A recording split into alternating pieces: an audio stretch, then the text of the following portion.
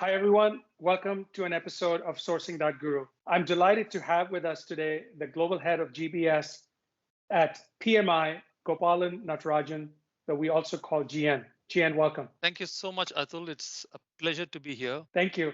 So, GN, one of the things I always like to start with is how did your career in GBS start? But before we get there, let's tell the audience a little bit about your current role as the Global Head of GBS at PMI.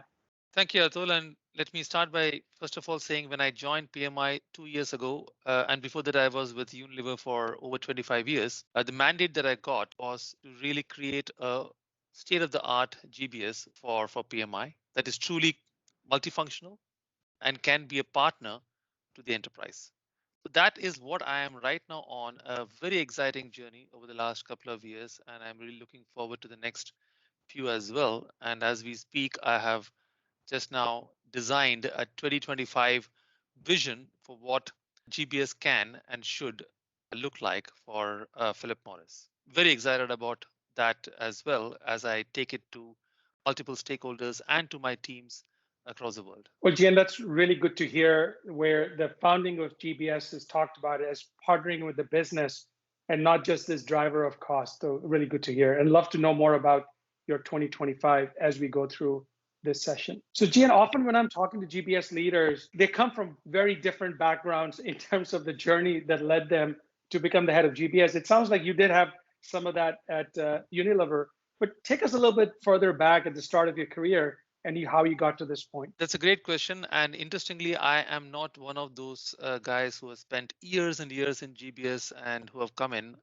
with a deep knowledge of the GBS industry. On the contrary, actually, my career most of the time has been spread across finance, supply chain, and for a brief period, I headed up a business way back in India. I started my journey in India. I was there for around 10 to 12 years before I moved to Singapore, where I was there for 10 years in various transformational roles spanning supply chain and finance. And then when I moved to the UK with Unilever, I joined the GBS team towards the fag end of my career with Unilever. That's where I really got into the GBS thing. But before that, earlier on in my career, as I said, I was in supply chain and I used to do procurement. And hence, I had a passion for working with external partners and bringing in a very different perspective into the way we do things. And that has helped me a lot when I moved into the GBS space a few years ago. And at Unilever, I was involved in a very interesting transformation of the GBS there, which had evolved in a certain way over a period of time.